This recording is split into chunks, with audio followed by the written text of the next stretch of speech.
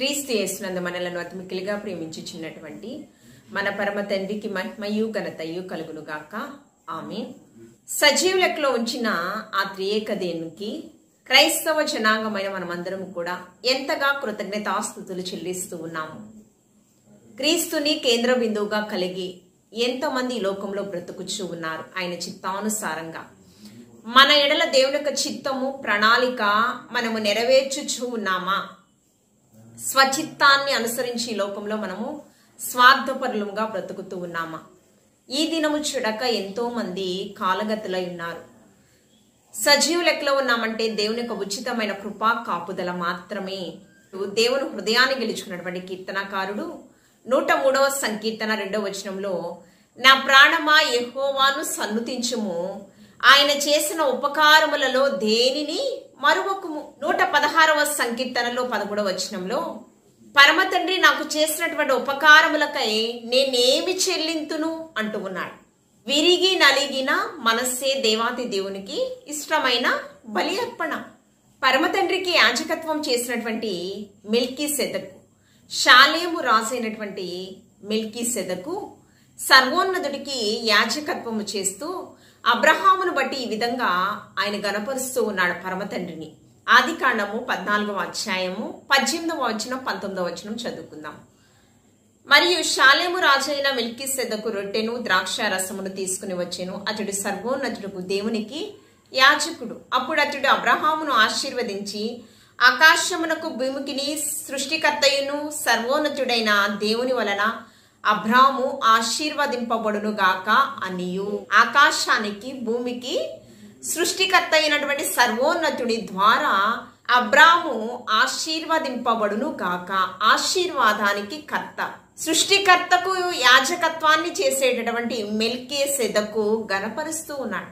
ఆకాశమందు దేవుడై ఉన్నాడని నేను ఆయన యందు భయభక్తులు కలిగి జీవించుచూ ఉన్నానని తెలియపరుస్తూ ఉన్నాడు. కాబట్టి దేవుని చిత్త ప్రకారం బాధపడువారు సత్ప్రవర్తన గలవారై నమ్మకమైన సృష్టికర్తకు తమ ఆత్మలను అప్పగించుకోవాలి. విలువ పెట్టి కొనబడిన వారము. మనము ఆత్మీయ స్థితిలో చనిపోయాము. ఒక క్రొత్త జీవితం యేసుక్రీస్తు ప్రభువారి దగ్గర ద్వారా మనం పొందుకుని ఉన్నాం. ఆయన పరిశుద్ధ రక్తము చేత మన పాపములన్నీ కూడా విమోచించి ఆయన సొత్తైన జనాంగముగా, ఆయన శరీరంలో పాలిభాగస్తులనుగా, అంతేకాకుండా ఒకరికొకరు అవయవాలుగా దేవాతి దేవుడు ఐక్యపరిచి ఉన్నాడు. ఐక్యత అనేది అది ప్రాముఖ్యమైనది. ఎలాగంట, ఆయన చిత్త ప్రకారం బాధపడువారు సత్ప్రవర్తన గలవారై నమ్మకమైన సృష్టికర్తకు తమ ఆత్మలను అప్పగించుకోవాలి. క్రీస్తు చిత్తానుసారంగా జీవించే ప్రక్రియలో అనేకమైన శ్రమలు, అవమానాలు, నిందలు, ప్రతికూల పరిస్థితులు మనకి వస్తాయి. క్రైస్తవ జీవితము ఈ విశాల ప్రపంచంలో ఇరుకు మార్గములో మనము ప్రవేశించాలంట. ఇరుకు మార్గములో ప్రవేశించే క్రమములో సవాళ్లతో కూడినటువంటి ప్రతికూల పరిస్థితులు మనకు ఎదురు అయినప్పుడు క్రైస్తవుడు అనే పేరును బట్టి మనము అతిశయిస్తూ దేవాతి దేవుని గణపరచాలి. ఎందుకంటే విలువ పెట్టి కొనబడిన వారము. ఈ లోకంలో మనము యాత్రికులము, పరజనులమై ఉన్నాము. మనమందరము కూడా ఆ పరలోక రాజ్యాన్ని స్వతంత్రించుకోవాలి అంటే యాత్రను ముగించుకుని లోకంలో మన శ్రమలను సహించిన వాడు ధన్యుడు గనుక మనమందరం కూడా ఎవరైతే ధన్యురాలని దేవుని ఎదుట నుంచి సాక్ష్యం పొందుకుంటారో వారందరూ కూడా నిత్యత్వములోనికి, సర్వసత్యంలోనికి ఎవరైతే మార్చబడతారో వారందరూ కూడా నిత్యత్వములోనికి, ఆ పరలోక రాజ్య పట్టణాన్ని స్వతంత్రించుకుంటారు.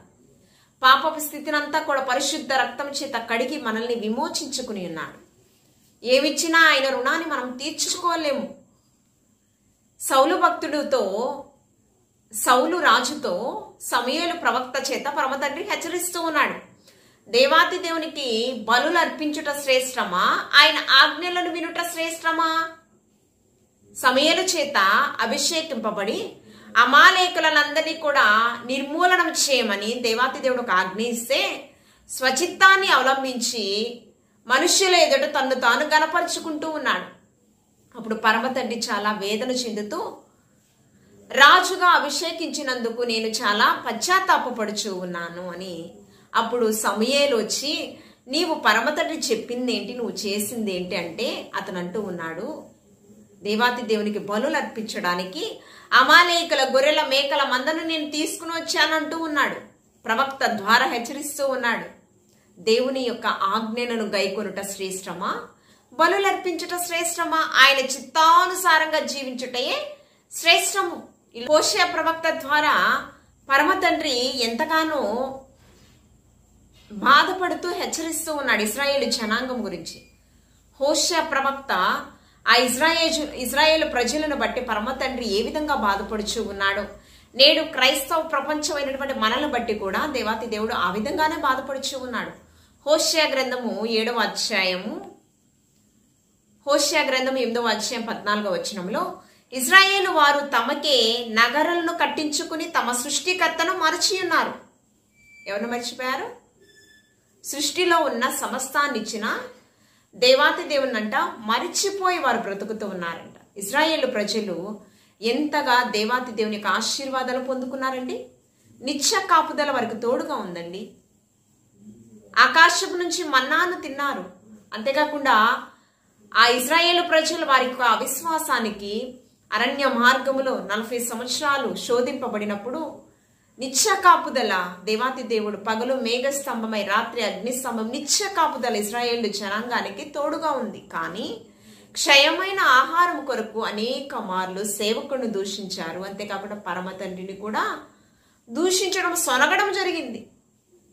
మనం చూసినట్లయితే మనమేమో దేవునికి దూరస్తులుగా బ్రతుకుతూ ఉన్నాం. దేవుని యొక్క ఆశీర్వాదాలు పొందుకుంటూ దేవాతి దేవుని దూరస్తులుగా బ్రతుకుతూ ఉన్నాం. అందుకని షేబా దేశపు రానంట మన మీద నేరస్థాపన చేసేటటువంటి అధికారము ఒక అన్యస్త్రీకి ఇస్తాడంట దేవాతి దేవుడు. ఎలాగా? మన మీద నేరస్థాపన ఎవరు చేస్తారండి? ఒక అన్యురాలికి నేరస్థాపన చేసేటటువంటి అధికారం ఇస్తాడంట.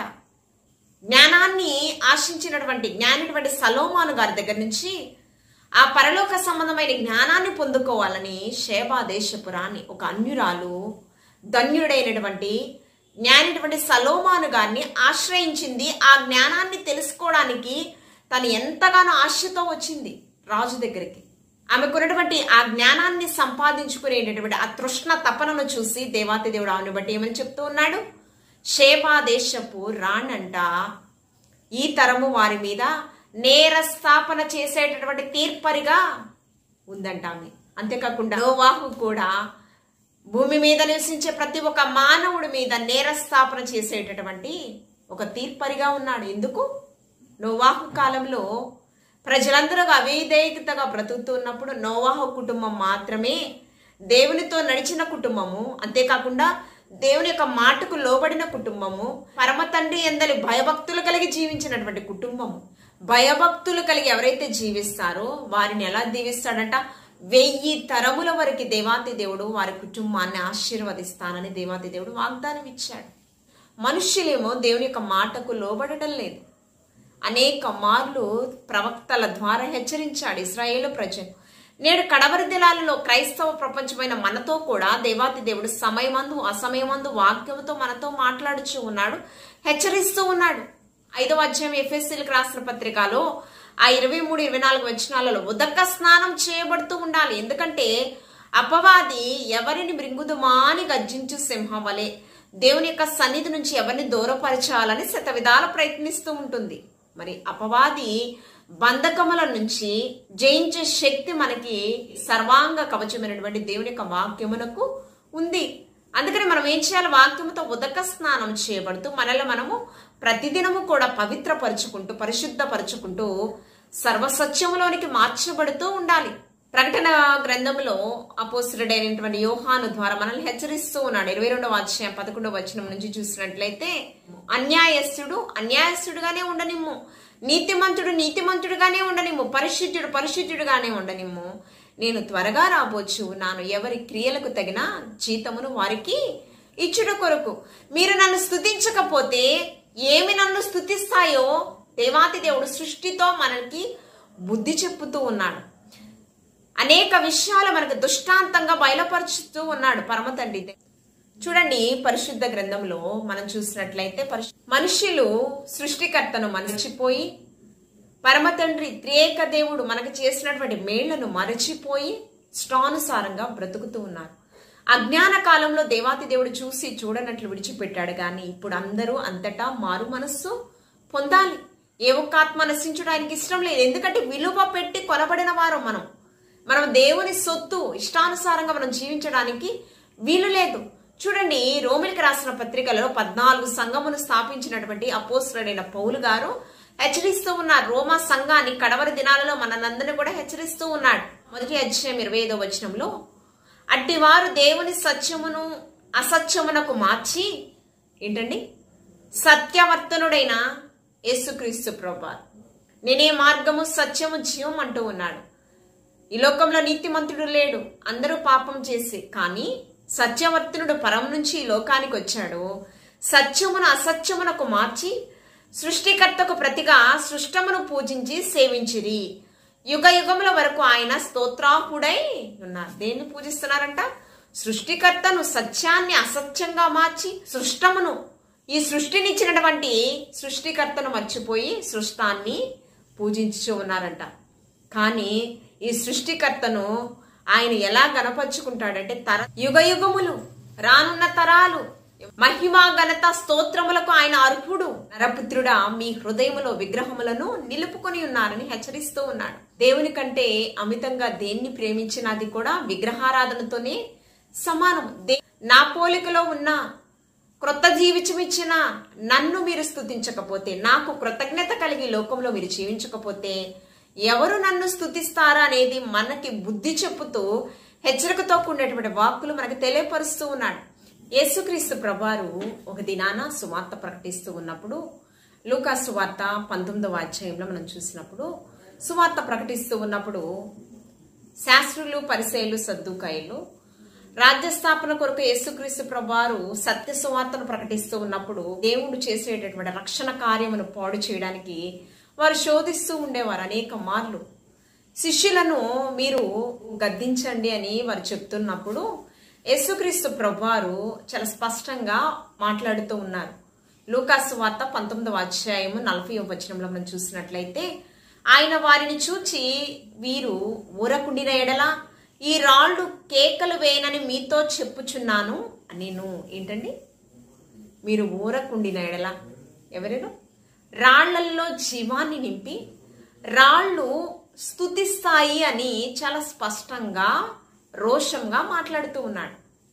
సామెతల గ్రంథము 14వ అధ్యాయం 31వ వచనంలో, దీన దరిద్రులను, ఎవరూ లేని నిస్సహాయ స్థితిలో, ఏమీ లేని నిస్సహాయ స్థితిలో బ్రతికేటటువంటి వారిని, భిక్షాటన చేసేటటువంటి వారిని, దిక్కులేని వారిని, బీదలను ఎవరైతే బాధ పెడతారో వారంట పరమ తండ్రిని బాధ పెట్టినట్టు, వారు పరమ తండ్రి చేత అసహింపబడతారంట. 14వ అధ్యాయం 31వ వచనంలో, దరిద్రుని బాధించువాడు వాని సృష్టికర్తను నిందించువాడు, బీదను కనికరించువాడు ఆయనను గణపరచువాడు అంటూ ఉన్నాడు. బీదలను కటాక్షించువాడు యెహోవాకు అప్పించువాడు. పరలోక రాజ్యాన్ని ఎవరు స్వతంత్రించుకుంటారు అంటే, ఒక మారు శిష్యులను చూపించి ఆహారం లేని వానికి, ఆకలిగొనిన వానికి ఆహారం ఇచ్చుటయు, వస్త్రము లేని వానికి వస్త్రములు ఇచ్చినటువంటి వారు, తండ్రి చేత ఆశీర్వదింపబడిన వారంట వారు. ఇలాంటి సుగుణాలు కలిగినటువంటి వారు పరలోక రాజ్యాన్ని స్వతంత్రించుకుంటారంట. దేవుని యొక్క గుణగణములు మనలో ఉండాలని ఆయన ఆశపడుచు ఉన్నాడు. బీదలను కటాక్షించుట, తండ్రిని గణపరచుట, ఇది మనం మర్చిపోకూడదండి. సృష్టితో అనేక మార్లు మనల్ని గద్దిస్తూ ఉన్నాడు పరమ తండ్రి. నోవాహు కాలంలో ప్రజలు ఆయాసకరమైన బ్రతుకు, భూమి బలాత్కారముతో 6వ అధ్యాయం 15వ వచనంలో మనం చూసినప్పుడు, 6వ అధ్యాయం 6వ వచనంలోనే నుంచి మనం చూసినట్లయితే, నా పోలికలో నా స్వారూప్యమందు ఎందుకు నిర్మించుకుని ఉన్నానా అని దేవాతి దేవుడు ప్రారంభంలోనే ఆయన సంతాపం వ్యక్తపరుస్తూ ఉన్నాడు. భూమి బలాత్కారంతో నింపబడుచు ఉన్నది అంటూ ఉన్నాడు. యేసుక్రీస్తు ప్రభువారు ఆ యొక్క మత్తయి సువార్త 24వ అధ్యాయం 38వ వచనం నుంచి మనం చూసినట్లయితే, నోవాహు కాలంలో ప్రజలంట తినుచు, తాగుచు, పెళ్లాడుచు, కొట్లు నింపుకొనుచు ఉన్నారంట. 120 సంవత్సరాలు రక్షణ ఓడను నిర్మిస్తూ సువార్త ప్రకటిస్తున్నప్పటికీ కూడా నిర్లక్ష్యం చేశారంట. జలప్రళయం వస్తుంది, మీ భయభక్తులు కలిగి జీవించండి హెచ్చరించినా కూడా దేవుని మాటకు లోబడలేదు. భూమి బలాత్కారంతో నింపబడి ఉన్నది. ఆయాసకరమైన బ్రతుకు. సృష్టి దేవుని యొక్క మాటకు లోబడుచు ఉన్నది. అంతేకాకుండా అగ్ని గంధకాలతో సొదొమ గొమొర్రా పట్టణాన్ని దేవాతి దేవుడు దహించి వేశాడు. పంచభూతములు, ఆకాశము, గాలి, నీరు, భూమి, అగ్ని, ఇందాక జల ప్రళయం చేత నోవాహు కాలంలో ప్రజల్ని నిర్మూలనం చేశాడు. నోవాహు కుటుంబం మాత్రమే సురక్షితంగా ఉంది. సొదొమ గొమొర్రా పట్టణాన్ని అగ్నిగంధకాలతో, పంచభూతములలో అగ్ని ఒకటి, అగ్నిగంధకాలతో దేవాతి దేవుడు దహించి వేశాడు. సృష్టిలో ఉన్న జలచర జీవరాశులు కూడా ప్రభుని గణపరుస్తూ ఉన్నాయి. దేవుని యొక్క మాటకు లోబడుచు ఉన్నాయి. మత్స్యము, తిమింగళానికి దేవాతి దేవుడు ఆదేశించాడు. ప్రవక్తని నినివే పట్టణానికి వెళ్ళమంటే తర్షీషు పట్టణానికి వెళుతూ ఉన్నాడు దేవునికి మాటకు లోబడకుండా. కానీ సృష్టిలో ఉన్న జలచర జీవరాశులు కూడా దేవుని యొక్క మాటకు ఏ విధంగా లోబడుచు ఉన్నాయో, పరమతండ్రి చిత్తానుసారంగా ఏ విధంగా ఉన్నాయి అనేది మనం చూసినట్లయితే, మత్స్యమును యోనాను మింగమని ఆదేశించాడంట. యోనా గ్రంథము 1వ అధ్యాయం 17వ వచనము. గొప్ప మత్స్యం ఒకటి యోనాను మింగవలెనని యెహోవా నియమించి ఉండగా యోనా 3 దినముల ఆ మత్స్యం యొక్క కడుపులో ఎవరు ఆదేశించారు? చేపను మింగమని ఎవరు ఆదేశించారు? పరమతండ్రి ఆదేశించాడు. చేప కడుపులో, ప్రవక్తని యొక్క కడుపులో ఉన్నాడు, సురక్షితంగా ఉండాలి అని, తనకి హాని కలిగించకూడదని కూడా దేవాతి దేవుడు ఆదేశించడం జరిగింది. తిమింగళము దేవుని యొక్క మాటకు లోబడింది. అంతేకాకుండా గాడిదకు పరమతండ్రి వాక్కునిచ్చాడంట. అందుకని సర్వోన్నతుడు గాడిదను ఒక వాహనంగా చేసుకుని ఉన్నాడు. సర్వోన్నతమైన స్థలములలో దేవునికి మహిమయు, ఆయనకి ఇష్టలైనటువంటి వారికి భూమి మీద సమాధానము, ప్రభు పేరట వచ్చేవాడు స్తుతింపబడునుగా. కానీ గాడిదను ఒక వాహనంగా చేసుకుని ఉన్నాడు. కట్టబడిన గాడిదను, గాడిద ప్రభుని గణపరిచింది, ప్రభుని మహిమపరిచింది గాడిద. ఇక్కడ కూడా చూసినట్లయితే బిలాము ప్రవక్తకి గాడిదకు వాక్కునిచ్చి బుద్ధి చెప్పించాడు. దేవదూతలను చూసేటటువంటి గొప్ప భాగ్యము గాడిదకు వచ్చింది. కానీ దేవుని ప్రతినిధిగా ఉన్నటువంటి ప్రజలకు, దేవునికి వారధిగా ఉన్నటువంటి ప్రవక్తకు మాత్రము మనోనేత్రాలు మూయబడి అంధత్వంలో ఉన్నాడు. మూగజీవైనటువంటి గంత కట్టబడినటువంటి గాడిద మాత్రము దేవదూతను స్పష్టంగా చూస్తుందంట. కళ్ళేమో గంత కట్టి ఉన్నాయంట, స్పష్టంగా చూస్తూ ఉన్నాయంట. సంఖ్యాకాండము 22వ అధ్యాయము 28వ వచనంలో, అప్పుడు యెహోవా ఆ గాడిదకు వాక్కునిచ్చెను గనుక అది నీవు నన్ను ముమ్మారు కొట్టితివి, నేను నిన్నేమి చేసేదనని బిలాముతో అనగా. నీవు దేవుని యొక్క పరిచర్య చేయుటకు ఒక సాధనంగా, ఒక వాహనంగా నేను ఎంతగా నీకు సేవ చేశానో నీకు తెలుసు కదా. కానీ అనేక మార్లు నీవు నన్ను కొట్టితివి అని బిలాము ప్రవక్త యొక్క మనోనేత్రములు వెలిగించుటకు గాడిదతో బుద్ధి చెప్పించాడు. గాడిదకు వాక్కునిచ్చాడు దేవాది దేవుడు. యెషయా గ్రంథం 1వ అధ్యాయం 2వ వచనంలో, ఆకాశముతో భూమితో దేవాది దేవుడు మాట్లాడుచూ ఉన్నాడు. నా పోలికలో నా స్వారూప్యమందు నిర్మించుకున్న నా ప్రజలు నా మీద తిరుగుబాటు చేస్తూ ఉన్నారు. ఆకాశమాలకించు భూమి చెవియొగ్గు, నా బిడ్డల్ని పెంచి పెద్దవానిగా చేశాను, వారిని మీద తిరుగుబాటు చేస్తూ ఉన్నారని ఆయన బాధపడుచూ ఉన్నాడు. అంతేకాకుండా కాకి నోవాహు జలప్రళయం అయిన తరువాత, నోవా జలప్రళయంతో భూమి అంతా కూడా నాశనం అయిపోయింది. సృష్టి చాలా కూడా పాడైపోయింది. భూమి అంతా కూడా ఎలా ఉంది, వాతావరణం ఎలా ఉంది అని చెప్పి కాకిని పంపించాడు మొట్టమొదటిగా. కాకి అవిశ్వాసానికి సాదృశ్యంగా ఉంది గనుక మరలా యజమానుడి దగ్గరికి తిరిగి రాల, మరలా పావురాను పంపించాడు. శాంతి దూత, దేవునికి సాదృశ్యంగా ఉంది కదా పావురము, పరిశుద్ధతకు సాదృశ్యంగా ఉంది కదా పావురము. ఏం తీసుకుని వచ్చింది? ఒలీవ చెట్టు కొమ్మను తీసుకుని వచ్చింది, ఒలీవ చెట్టు కొమ్మను. కాకేమో నోవాహు మాటకు లోబడలేదు, కానీ పరమ తండ్రి మాటకు కాకోలములు లోబడ్డాయంట. ఎలీషా దైవజనుడు, ఇజ్రాయేలు రాజు ఆహాబు, యెజబేలు రాణి, వీరు దేవుని యొక్క చిత్తాన్ని పాడు చేశారు. బయలుదేవతలు విగ్రహారాధన బయలుపరిచారు రాజ్యములో. ప్రవక్తలను చంపడానికి ఏమాత్రము వెనుకాడలేదు. ఆహాబు ద్వారా హెచ్చరిస్తూ ఉన్నాడు, 3.5 సంవత్సరాలు వర్షమైనను మంచైనను కురవదని చెప్పి దేవుని యొక్క వాక్కును ప్రకటించాడు. ఏ భయము లేకుండా ధైర్యంగా ప్రకటించాడు. అప్పుడు అంటూ ఉన్నాడు, నీవు కాదేశు కొండ దగ్గర నీవు దాగుకొనుము కొంతకాలం అని చెప్పినప్పుడు అక్కడికి వెళ్ళినప్పుడు ప్రవక్తను దేవాది దేవుడు మరిచిపోలేదండి. దేవుని యొక్క మాటను రోషంగా ప్రకటించినటువంటి ఎలీషా దైవజనుడు అతడు ఆకలితో ఉన్నప్పుడు కాకోలములను ఆదేశించాడు. కాకోలములతో ఆహారమును పంపించాడు.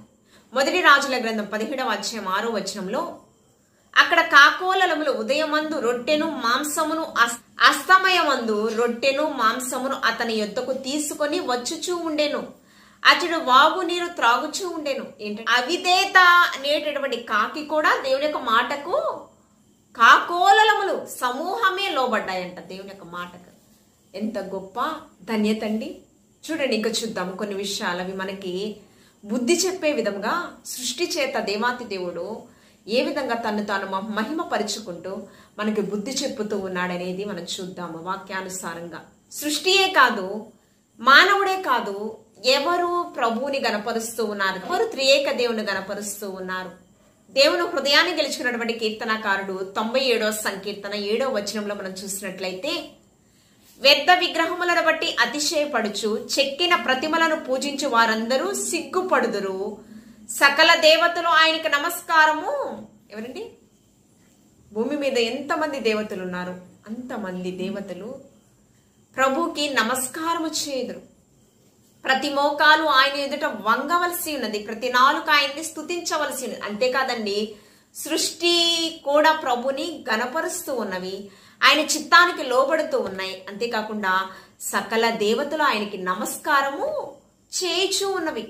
అంతేకాకుండా దెయ్యములు కూడా ప్రభుని వేడుకుంటూ ఉన్నాయి. మత్తయి సువార్త 8వ అధ్యాయం 31వ వచనంలో, ఆ దయ్యములు నీవు మమ్మును వెళ్ళగొట్టిన ఎడల ఆ పందులు మందలోనికి పోనిమ్మని ఆయనను వేడుకొనెను. అంతేకాకుండా దయ్యములు యేసుక్రీస్తు ప్రభువారికి త్రియేక దేవునికి వణుకుచూ ఉన్నాయంట. అపోస్తులుడైనటువంటి యాకోబు గారు తెలియపరుస్తూ ఉన్నారు, దెయ్యములు దేవునికి విజ్ఞాపన చేయడమే కాదండి, వణుకుచూ ఉన్నాయంట. యాకోబు పత్రిక 2వ అధ్యాయం 19వ వచనం, దేవుడొక్కడే అని నీవు నమ్ముచున్నావు, అలాగు నమ్ముట మంచిదే. దయ్యములు నమ్మి వణుకుచున్నవి. దయ్యములు కూడా సృష్టికర్త, నిజమైన ఆరాధికుడు ఆయనే అని నమ్ముచూ ఉన్నాయంట, విజ్ఞాపన చేయుచూ ఉన్నాయంట. పాతాళం దగ్గరకు మమ్మల్ని తీసుకుని వెళ్ళొద్దని, మమ్మల్ని విడిచిపెట్టండి అని విజ్ఞాపన చేస్తున్నాయంట, వణుకుచూ ఉన్నాయంట. మనం మాట్లాడే ప్రతి మాట, చేసే ప్రతి క్రియకు ప్రత్యక్ష సాక్షులు ఎవరంటే ఆదరణకర్తగా పరిశుద్ధాత్మ దేవుడు మన మధ్య ఉన్నాడు. అపోస్తులు ప్రభు సువార్త ప్రకటిస్తూ ఉన్నప్పుడు అననీయ సపీరా వారి యొక్క పొలమును అమ్మి ఆ ధనమంతా కూడా దేవుని యొక్క సేవకి ఇవ్వాలని తీర్మానం చేసుకున్నారు. కానీ ఆ పొలము అమ్మిన తరువాత ఆ ధనంను చూసి వారికి నేత్రాశ కలిగింది. కొంత ధనాన్ని దాచిపెట్టి సపీరా దాచే ప్రక్రియలో ఉంది. అననీయ వచ్చేసాడు ధనమును తీసుకుని. అప్పుడు పేతురు భక్తు ద్వారా హెచ్చరిస్తూ ఉన్నాడు, పరిశుద్ధాత్మను మోసగించుటకు అపవాది మిమ్మలను ఎలా ప్రేరేపించింది అననీయ అని. ఆ మాట విన్నప్పుడు హఠాత్తుగా మరణించాడు. అతన్ని భూస్థాపన చేసి వచ్చిన వారి పాదములు ఇంకా ఆరకముందే సపీరా వచ్చింది. పరిశుద్ధాత్మను మోసగించుటకు అపవాది మిమ్మల్ని ఏ విధంగా ప్రేరేపించింది? మీ భర్త యొక్క పాదములు ఆరకముందే ఇంకా నిన్ను కూడా వారి పాతి పెట్టుటకు సిద్ధముగా ఉన్నారని. భూమి వెల అమ్మినది ఇదేనా అని అడిగినప్పుడు ఇదే అని ఇంకా భార్యాభర్తలు ఇరువురు కూడా అబద్ధము చెప్పడం జరిగింది. నేడు మనం మాట్లాడుకునే ప్రతి మాట, చేసే ప్రతి క్రియ, ఏ విధంగా మనము ఈ లోకంలో బ్రతుకుతున్నామో పరిశుద్ధాత్మ దేవుడు తీర్పరిగా, సాక్షిగా, మధ్యవర్తిగా ఆయన మనకున్నాడు కదా. మరలా ఎవరు మన మాటలు యేసుక్రీస్తు ప్రభు వారికి చేరవేస్తాయి అనే దాని గురించి మనం చూసినట్లయితే, జ్ఞానైనటువంటి సలోమాను గారు ప్రసంగి గ్రంథము 10వ అధ్యాయం 20వ వచనంలో, నీ మనస్సునందైనను రాజును శపింపవద్దు, నీ పడక గదిలోనైనను ఐశ్వర్యవంతులను శపింపవద్దు, ఏలైనగా ఆకాశ పక్షులు సమాచారము కొనిపోవును. ఎవరు కొనిపోబడతారంట? ఆకాశ పక్షులంట పరమ తండ్రికి వార్తను చేరవేస్తాయంట. ఆకాశ పక్షులు దేవునికి వార్తను మోసుకుని వెళ్లే పరిచారకులుగా ఎవరు ఏర్పాటు చేసుకుని ఉన్నారు? సృష్టికర్త. ఆకాశ పక్షులు, మనం చేసే ప్రతి పని, ప్రతి మాట, ప్రతి క్రియ, ఏమండి, ప్రతి ఒక్క విషయము త్రియేక దేవునికి చేరవేస్తాయంటండి. ఫరోకి బుద్ధి చెప్పడానికి 10 తెగుళ్ళ చేత బుద్ధి చెప్పించాడు దేవాతి దేవుడు. తెగుళ్ళు వస్తున్నప్పుడు అతని హృదయము కఠినపరచబడుతూ ఉంది. కానీ ఎప్పుడైతే ఏది విత్తితే పంట అదే పంట నీవు కోస్తావన్న రీతిగా ఇజ్రాయేలు ప్రజలను పుట్టేటటువంటి మగ శిశువులను చంపమని ఆదేశించాడు కదా, శాసనం అమలుపరిచాడు కదా. అదో ఉగ్రత ఏమిటంటే ఐగుప్తీలలో ప్రథమ సంతానము మరణించడం జరిగింది. అప్పుడు అతనికి మనోనేత్రాలు వెలిగించబడి కఠినపరచబడిన అతని హృదయం మెత్తనగా మార్చబడి వెనువెంటనే మోషేకి ఆదేశించాడు, ఇశ్రాయేలు ప్రజలను ఉన్న పాటును ఇక్కడి నుంచి తీసుకెళ్ళిపో అని. చూడండి, నిర్గమాకాండము 8వ అధ్యాయం 24వ వచనం. యెహోవాలాగా చేసెను బాధకరమైన ఈ ఈగల గుంపులు ఫరో ఇంటిలోనికి అతని సేవకుల ఇండ్లలోనికి వచ్చి ఐగుప్త దేశం అంతటా వ్యాపించెను. ఐగుప్త దేశంలోని గోషేను ప్రాంతం మాత్రము ఈగలమయం లేకుండా ఇజ్రాయేలు ప్రజలు చాలా సురక్షితంగా ఉన్నారంట. మిగతా ప్రాంతం అంతా కూడా ఈగలమయముతో దేవుని యొక్క ఉగ్రతను పంపించడం జరిగింది. ఈగలతో బుద్ధి చెప్పించాడు. ఉగ్రత ఇది. కడవరి దినాలలో మనకొక హెచ్చరిక. మనము దేవాతి దేవునికి లెక్క చెప్పవలసిన వారమై ఉన్నాము. ఎందుకంటే విలువ పెట్టి కొనబడిన వారం మనం. ఒక మూల్యము మనకు దేవాతి దేవుడు, ఆ పరమ తండ్రి సృష్టికర్త మనల్ని ఎంతగా అమితంగా ప్రేమించాడంటే 10,000లో సుందరుడైనటువంటి యేసుక్రీస్తు ప్రభువాన్ని మన కొరకు బలిగా అర్పించాడు. కాబట్టి మనం ఖచ్చితంగా కృతజ్ఞత కలిగి లోకంలో జీవించాలి. ఆయన చిత్తానుసారంగా ఈ లోకంలో బ్రతకాలి. ఆయాసకరమైన క్రియలన్నీ కూడా విసర్జించాలి. దేవునిలో అంటు కట్టబడిన స్థితిని మనం కలిగి ఉండాలి. అందుకనే పరిశుద్ధాత్మ దేవుడు మనకు మధ్యవర్తిగా ఉన్నాడు. మనం చేసే ప్రతి పనికి ప్రత్యక్ష సాక్షి ఆయన. చూపు వలన, మాట ద్వారా, క్రియ ద్వారా ఎటువంటి పాపంలో మనం ప్రవేశించకుండా దేవునికి ఇష్టలంగా ఈ లోకంలో బ్రతుకుతూ అనేకులను ప్రభు వైపు ప్రభావితం చేయాలి. మనం 2వ రాకడలో మరలా కనికరము, కృప మన పైన చూపడైన. అజ్ఞాన కాలంలో చూసి చూడనట్లు విడిచిపెట్టాను గాని ఇప్పుడైతే అందరూ అంతటా మారు మనస్సు. మత్తయి గారు సువార్తలలో, మత్తయి సువార్త 10వ అధ్యాయం 28వ వచనంలో, మరియు ఆత్మను చంపనేరక దేహమునే చంపువానికి మనము ఈ లోకంలో ప్రతి మనుష్యుడికి భయపడుతూ ఉంటాం. కారులకు భయపడుతూ ఉంటాము, ఐశ్వర్యవంతులకు భయపడుతూ ఉంటాము, ఏమంటే ధనికులకు, అధికారులకు భయపడుతూ ఉంటాము కదా. కానీ మనకి జీవితాన్ని, క్రొత్త జీవితాన్ని ఇచ్చిన దేవాతి దేవునికి మనం ఎంతగా భయపడుతున్నాం. దేవుని యందు భయభక్తులు కలిగి ఉండుటే జ్ఞానానికి మూలము. ప్రార్థనలకు వెళ్తున్నాము, భక్తిని ప్రదర్శిస్తున్నాము, పాటలతో, ప్రార్థనతో, వాక్యముతో ప్రభుని గణపరుస్తూ ఉన్నాం. కానీ విరిగి నలిగిన మనస్సు మనలో ఉన్నదా లేదా అనేది ఆత్మ పరిశీలన చేసుకోవాలి. ధర్మశాస్త్రమందు ఆనందించుచు దివారాత్రులు దాన్ని ధ్యానించువాడు ధన్యుడు. అంతేకాకుండా యెహోవా యందు భయము, మొదట ఏముండాలి? భయము, తర్వాత భక్తి. భయభక్తులు కలిగినటువంటి వారే, యెహోవా యందు భయభక్తులు కలిగి ఉండుటయే జ్ఞానమునకు మూలము. మనము నేరస్థాపన చేసేటటువంటి వారముగా, ఈ లోకము మీద నేరస్థాపన చేసేటటువంటి అధికారము పరలోక జ్ఞానాన్ని పొందుకోవడానికి వచ్చినటువంటి షేబా దేశపు రాణికి ఇచ్చాడు. మనము కూడా కడవరి దినాల్లో క్రైస్తవ ప్రపంచమైన మనమందరం కూడా గొప్ప అధికారాన్ని మనకిస్తాడు. అంతేకాకుండా అపోస్తులు భూలోకమును తలక్రిందులు చేసేటటువంటి గొప్ప అధికారాన్ని పొందుకున్నారు. మనకు కూడా ఒక అధికారము, భూమి మీద నేరస్థాపన చేసే గొప్ప అధికారముగా, తీర్పరిగా మనం ఉండాలి అంటే చూడండి, మత్తయి సువార్త 10వ అధ్యాయం 28వ వచనంలో మనం చూసినట్లయితే, ఆత్మను చంపనేరక దేహమునే చంపు వారికి భయపడకుడి గాని ఆత్మను దేహమును కూడా నరకములో నశింప చేయగలవానికి మిక్కిలి మనము ఈ లోకంలో భయపడాలి. ఎవరండి? దేహమును చంపేటటువంటి వారిని. మనల్ని మనుషులు ఎంత త్యాగపూరితమైన ప్రేమను మనం చూపిస్తున్నా వారి ఎడల మనకు అనేకమైన విధాలుగా హాని కలుగుతూ ఉంటుంది. నా వారే నన్ను మోసం చేశారు, మోసగింపబడ్డానని ఆత్మహత్యలు చేసుకునేటటువంటి వారు, మనశ్శాంతి కరువైనటువంటి వారు అనేక మంది ఆత్మహత్యలు చేసుకుంటున్నారు. అందుకని మనుషులు నీవు నమ్మొద్దు, నమ్మి నువ్వు మోసపోవద్దు. ఎందుకంటే స్వార్థపూరితమైన లోకంలో, కలుషితమైన లోకంలో మనం బ్రతుకుతున్నాం. మనుషుల యొక్క హృదయాలు ఎలాగోనంటే ఘోరమైన వ్యాధి కలిగినటువంటివి అంటున్నాడు దేవాతి దేవుడు. కాబట్టి దేహాన్ని చంపేటటువంటి మనుషులకు భయపడకూడదంట. దేహముతో పాటు ఆత్మను నరకానికి పంపించేటటువంటి దేవాతి దేవునికి మనం ఏం చేయాలంట? ఇక్కడ వరి దినాలలో భయపడి లోకంలో మనము బ్రతకాలి. కాబట్టి మనం ఏం చేద్దాము? సృష్టికర్తకు భయపడదాం. ఈ లోకంలో సృష్టికర్త త్రియేక దేవుని చిత్తానుసారంగా ఈ లోకంలో బ్రతుకుదాము. అనేకులను ప్రభు వైపు ప్రభావితము చేద్దాము. ఇచ్చిన రక్షణను చాలా జాగ్రత్తగా కాపాడుకుందాము. కడవరకు, మరణ పర్యాంత వరకు కూడా దేవుని యొక్క చిత్తానుసారంగా ఈ లోకంలో బ్రతుకుదాము. ఆయన రాకడలో కనిపెట్టుచు వరుడైన యేసుక్రీస్తు ప్రభువాని ఎదుర్కొనే వరుసలో మనమందరం ఉండాలని దేవాతి దేవుడి ఈ మాటలు మనందరి వినికిల్లో బహుగా ఫలింపచేయునుగాక. ఆమేన్. పరిశుద్ధుడా నీకు వందనాలు. నీవు చేసినటువంటి మేళ్లకై ఏమిచ్చి రుణాన్ని మేము తీర్చుకోగలము ప్రభువా. ప్రభువా, కుటుంబాన్ని సంరక్షిస్తున్నావు ప్రభువా. ఈ లోకంలో మేము సజీవులెట్లా ఉన్నామంటే నీ ఉచితమైన కృప ప్రభువా. అనేకమైన మేళ్లతో మమ్మలను తృప్తిపరుస్తూ ఉన్నావు ప్రభువా. ఘనమైన పరిచర్యలో పాలిభాగస్తులుగా ఏర్పాటు చేసుకుని ఉన్నావు.